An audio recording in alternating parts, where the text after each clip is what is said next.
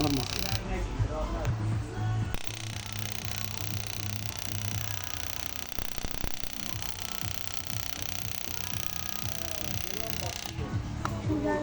Susro. Здесь нет.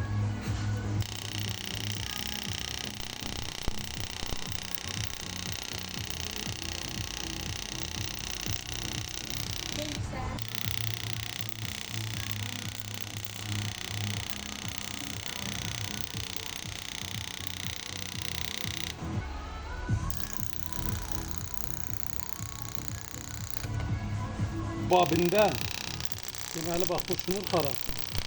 Şimdi bunda da pro.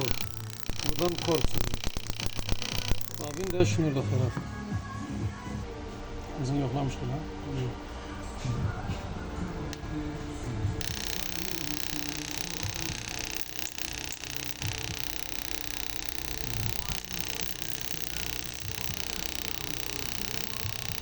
Ha bu normaldir. Deməli bəzi ustalar görürəm TikTokda güya ki babin yoxlayır özdə maşının üstündə. Buzdur, razriyadniksiz babini yoxlamaq düzgün deyil. Birinci öz sağlamlığınızda təhlükədir. Buradan tok vurar. İkincisi de buradan vazıratın tok verəndə beyinə abratla 600 volt tok gelir. O tok beyni yandıra bilər. O böyük bir riskdir. Həm özünüzü həm də maşın yiyəsini ziyana sala bilərsiniz.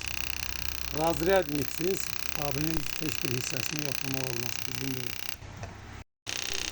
Normal. Nasıl? Şimdi